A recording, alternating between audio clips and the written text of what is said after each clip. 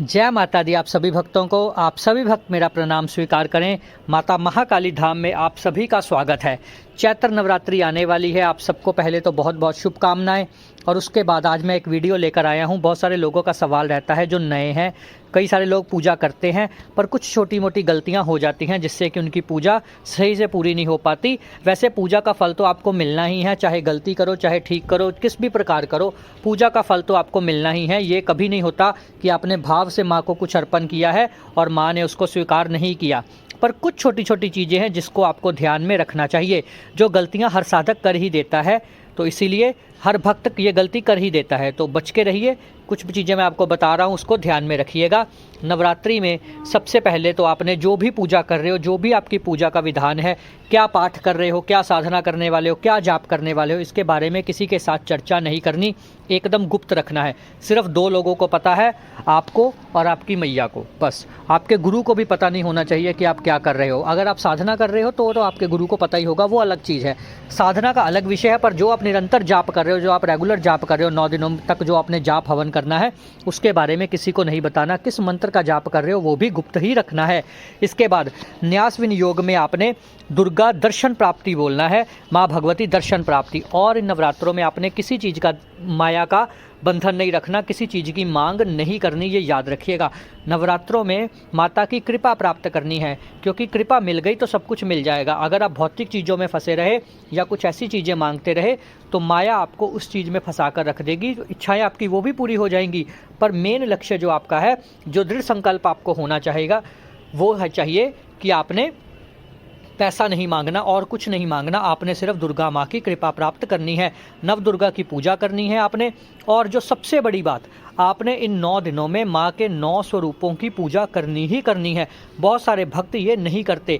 जो माँ के 9 स्वरूप हैं, जो नव दुर्गा शक्ति बोला जाता है, जो कि है, प्रथम है माता शैलपुत्री, दूसरी ब्रह्मचारिणी, तीसरी चंद्रघंटा, चौथी कूष्मांडा, 5वीं स्कंद माता, 6ठी कात्यायनी, 7वीं कालरात्रि, 8वीं महागौरी और 9वीं देवी सिद्धिदात्री के रूप में जिनको पूजा जाता है।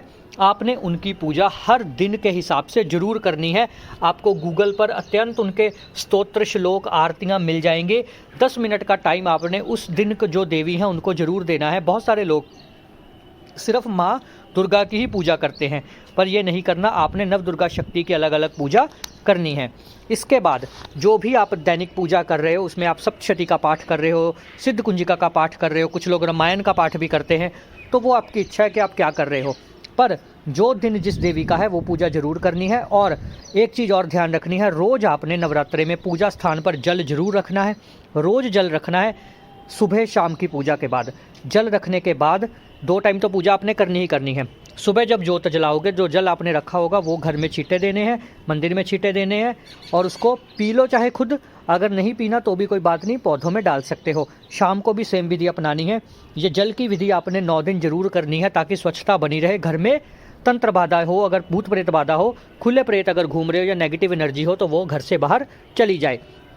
इसके बाद एक और ख़ास चीज़ का ध्यान रखना है। नवरात्रि के दौरान जो लोग अखंड ज्योत कर रहे हैं, ध्यान रखिएगा, अखंड ज्योत अगर कर रहे हो तो आपने भूमि पर शयन ही करना है। अखंड ज्योत के साथ आपने फिर बिस्तर पर नहीं सोना। आपने 9 दिन तक भूमि पर शयन करना है और भूमि पर रहकर ही जाप करना है। उसी समय जाप करते हुए वहीं पर अपना बिस्तर लगा लेना है, ज्योत के पास ही। ज्योत को बिल्कुल भी अकेला नहीं छोड़ना। ज्योत को हमेशा कीर्तन भजन का संग करते रहना है। कोई ना कोई जाप वहाँ पर चलता ही रहो, जो लोग अखंड ज्योत करेंगे। ये बात ध्यान देना। कुछ ये बातें हैं जो आप करते हो, वैसे तो कुछ लोग करते ही होंगे, पर अगर ये गलतियां कुछ लोग कर रहे हैं तो उसको सुधार लीजिए। माता काली आप पर कृपा करेंगी। माँ भगवती नव दुर्गा शक्ति इन 9 दिनों में आपके ऊपर बहुत कृपा करेंगी, आपको दर्शन देंगी। माता काली के साक्षात दर्शन आपको हो, माँ दुर्गा के साक्षात दर्शन हो, माँ आदि शक्ति भवानी के आपको साक्षात दर्शन हो। इसी मंगल कामना के साथ और आपके मंगल भविष्य की कामना के साथ, जय माता दी, जय माता दी, जय माता दी।